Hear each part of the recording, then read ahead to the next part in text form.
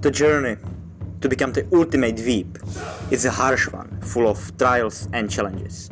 It takes years, no, not years, entire decades, before you can become the greatest swordsman they've ever walked on this earth. The master of waifus, the good old growth tapper, if you know what I mean. And do you know what's the worst part about all of this? You can be responsible for entire libraries of high quality sound fanfiction. I mean, like the good stuff, the best of the best. You can even live in a basement, as every single anime fan does, right? But there's still gonna be this one guy, this one legendary neckbeard. It's gonna be like, have you seen like good anime, like, I don't know, like Neon Genesis Evangelion?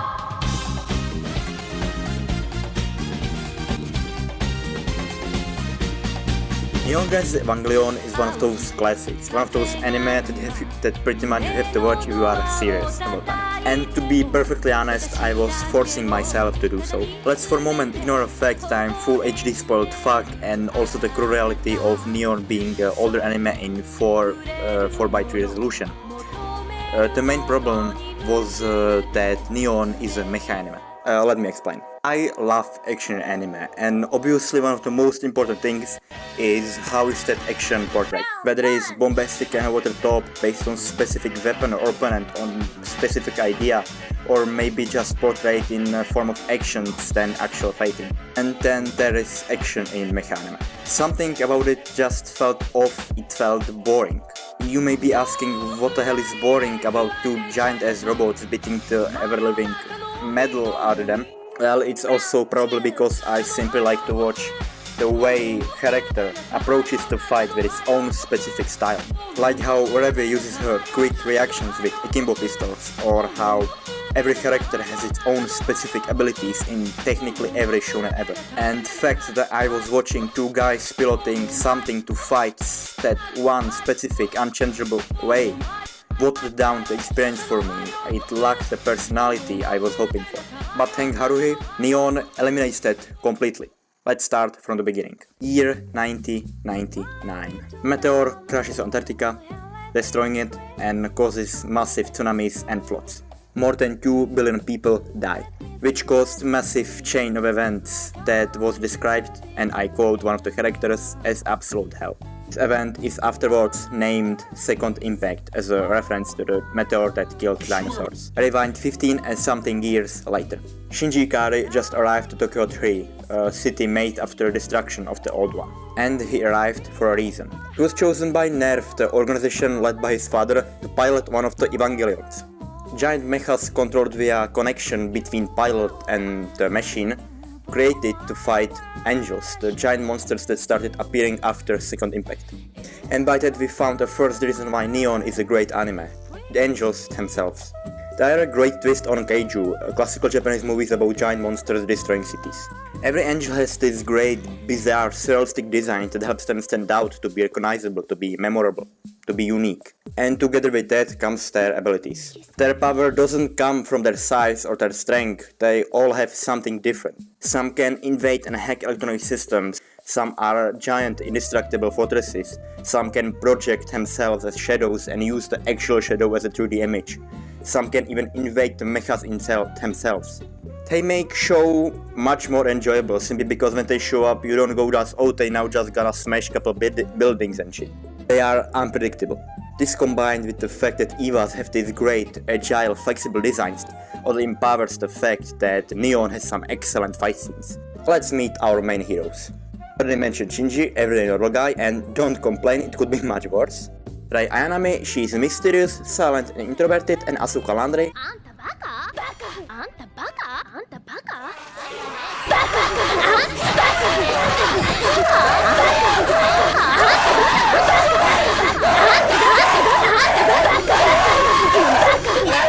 She's not. They wear costumes and pilot mechas that are partially via used color patterns, yet again easily recognizable and even reflect their personalities in some way.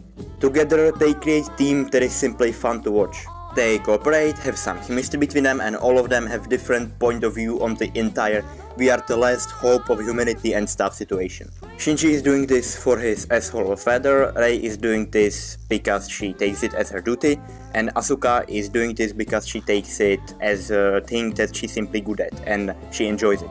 You may be wondering why I'm telling you this on a first glance useless information. Well, I'm about to tell you a reason why Neon Genesis Evangelion is still remembered to this day.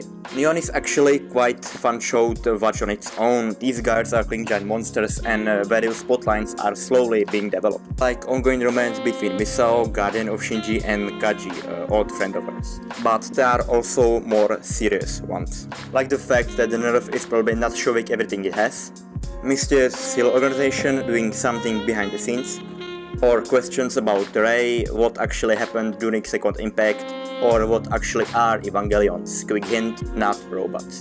Things start to get progressively darker and darker, developing character backstories and personality traits in progress. Neon also uses technique that I'd like to call layers, simply when it takes every info, every fact we know about something, certain event, certain character, and proves it completely wrong.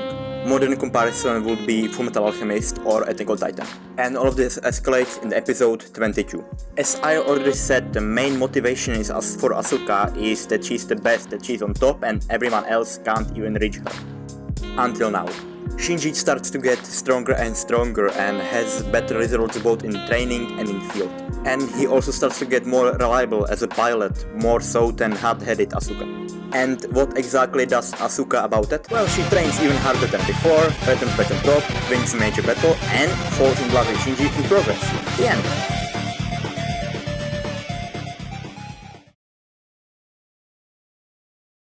Everything I just said is a lie. In reality, Asuka becomes absolutely obsessed with the idea that she is not the best anymore. She starts to perform even worse, she starts to be unfocused, she starts to act aggressively towards pretty much everyone. And after she completely loses a battle against Angel that mentally tortures her,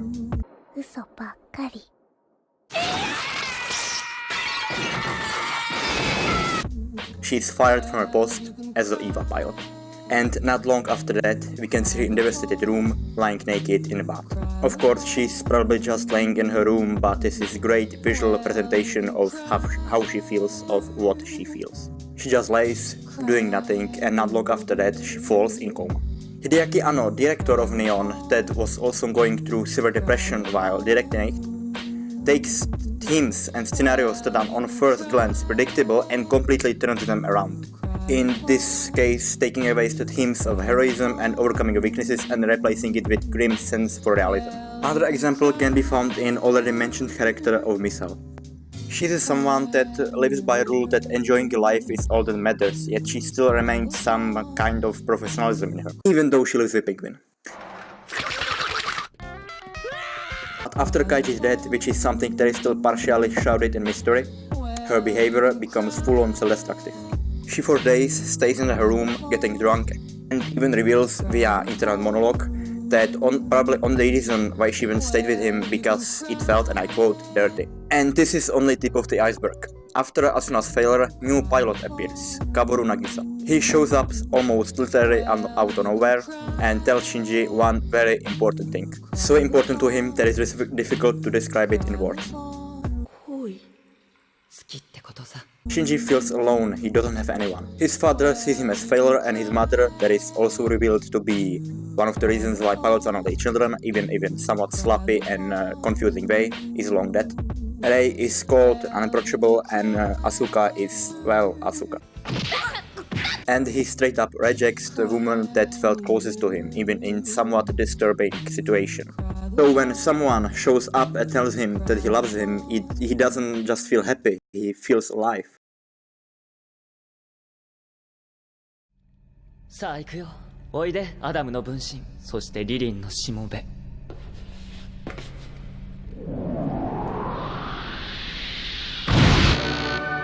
ヴァ2号機起動。そんなバカな。アスカは Kaboru must be killed. His real name is Tabris, and he is the last angel. He takes control over the EVA that was left by Asuka, and Shinji is forced to fight him. Of course, he does not want to, but he either kills the only thing that he cares for right now, or kills everyone else by leaving him alone. So, he grabs him, and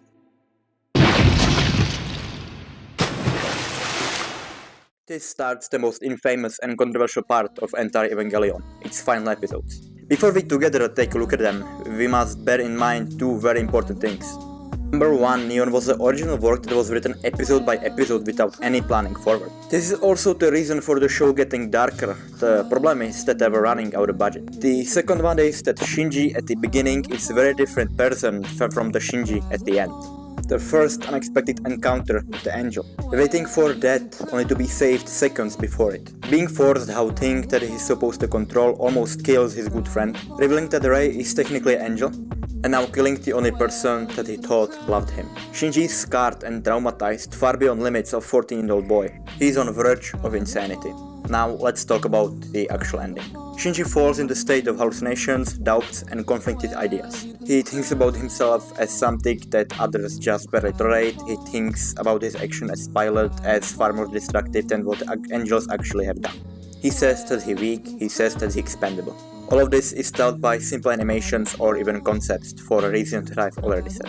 But probably the most disturbing part is Shinji hallucination that comes in 14 minutes of the final episode. Year 2015, Tokyo. Shinji Ikari is awakened by his childhood friend Asuka Manri. After a quick comment on his morning state, they leave to school, but not before they say goodbye to Shinji's parents. They talk about a new student that is supposed to arrive, wondering who it's gonna be. They will meet her sooner than expected by Shinji running into her, revealing her identity later in class.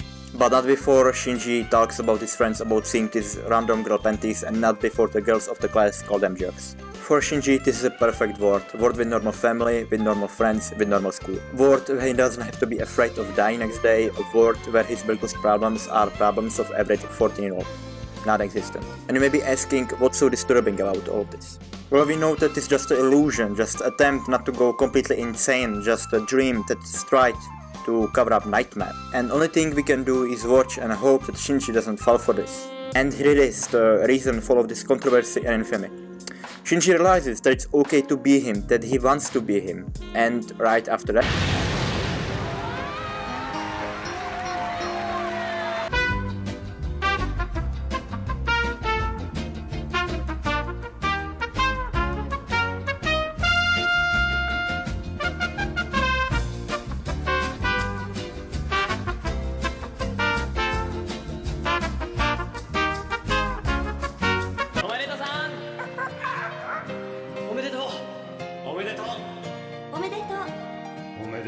I get it. I personally think that there are two possible explanations for this. The first version is that by saying it's okay to be here, he just accepts insanity, he gives up. The second one is that Shinji says to himself that by doing shitty and horrible things, he became shitty and horrible person himself. What it means to him and people around him is completely up to you. And believe it or not, this is just a good ending. This is not over. There are 5 Neon Genesis Evangelion movies released in total. 3 of them were released in years from 2007, 2012 and all are remakes. I'm gonna talk about them sometimes else. And then there are 2 movies directly related to the original anime. This one is Death and Rebirth and is just a recap of the original anime. Second one is End of Evangelion, released only a few months after and is much more important for this video. It's technically an alternative ending, but thanks to how it's made, I'm gonna take it as a original supposed ending to the anime that was only made via financial success of the original work. And what ending it is. Movie starts by Seal launching attack on Nerve headquarters. And by attack I mean full invasion, using rocket artillery, weapons that make killing people in tight places very easy and well-trained, well-equipped soldiers that have orders to kill everyone. Every plot is currently in different place. Shinji is literally dragged by missile to his mecha, which kinda supports my theory of simply going insane. Rei is taken somewhere by Commander Ikari, and Asuka is in her Eva at the bottom of one of the lakes that were created during the Angel's attack, where she is supposed to be more safe than in the Nerve hospital. Steel also finally reveals what the Human Instrumentality Project actually is. They want to cause the third impact, to kill everyone, to cleanse the world. Nerve is losing, people are dying, people are losing hope, and some of them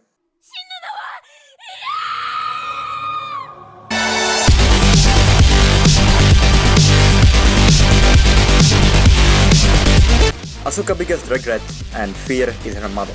She has gone insane and took care of the doll she thought was Asuka. And a real Asuka just stood there, unable to do anything. And when the good news of Asuka being accepted as a EVA pilot came in, well, but Asuka realized something. As I already said, Shinji's mother is reason why the pilots are only children.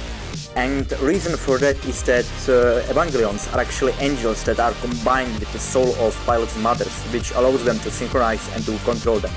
We were always together.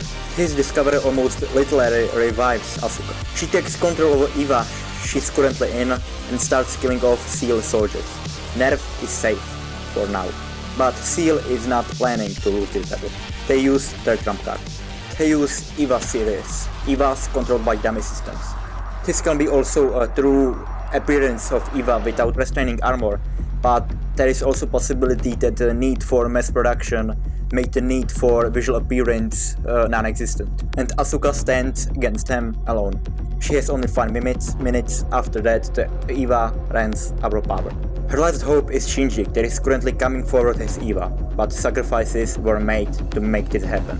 Asuka vs Eva series is widely acclaimed as one of the best battles in anime of all time, and righteously so. It's a fight that works on every way a great fight should work. We have the good side, filled with reason and determination. She just discovered who she is, what she's gonna do and how she's gonna do it. Then there is the opposing side, the bad side. The bad side wants to hurt everyone she cares about, even if she does not want to admit it. It's the last trial before victory, and so they fight.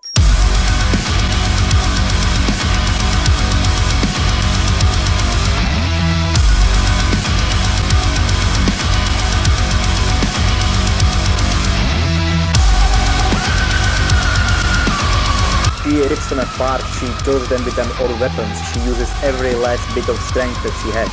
She knows exactly what's gonna happen if she wins, and she knows exactly what's gonna happen if she loses. She tries her best. It's a brutal, astounding fight that works on so many levels. It's a fight for life, it's a fight for humanity, it's a last stand.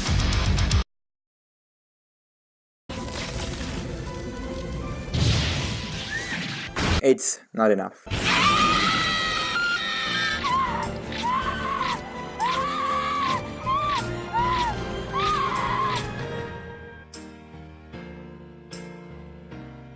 One of the Evas stands up, then second, then third, then fourth. All of them returned. Everything was in vain. She tried her best, but as already said, it simply wasn't enough. She is killed painfully and slowly. She is ripped apart, and there is nobody to stop this. Actually,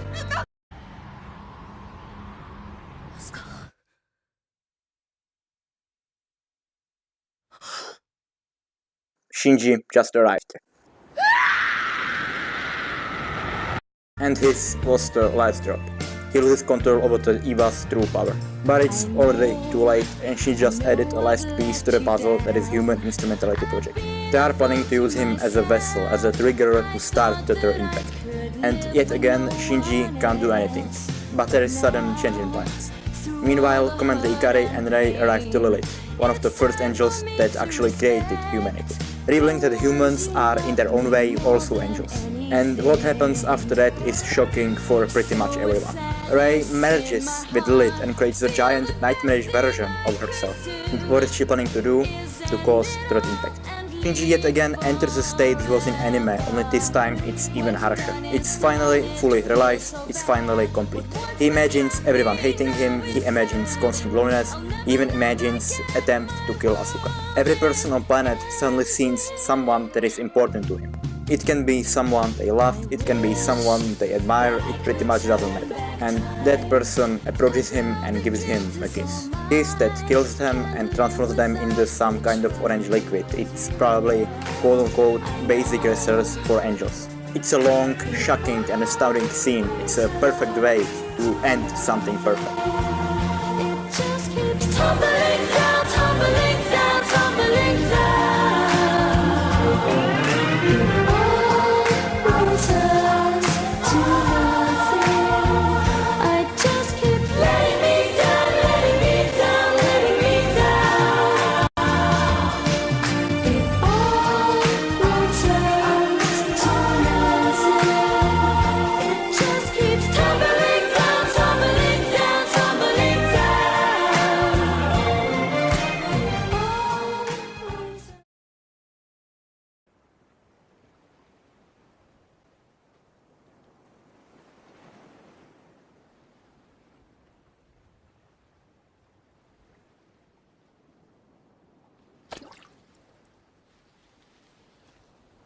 And here he is, Shinji Ikari, the third child, probably the last human on Earth. He lays probably on the last piece of land while Rei watches him. And there is she, Asuka Landry, the second child. First child gets up and starts to strangle the second child. Maybe she somehow survived and he simply wants to kill her because he is now insane. Which is, after we just witnessed, not unlikely. Maybe he is just killing memories of her and this is yet again just a visual representation. Maybe he does it for no particular reason. He, after all of this, he just wants to stay here, alone. Maybe with Rei. This ending, as a lot of things in Evangelion, can be approached with countless ways and can have countless explanations. And the decision is ultimately up to you. Name's Newbie, and I hope you enjoyed this video.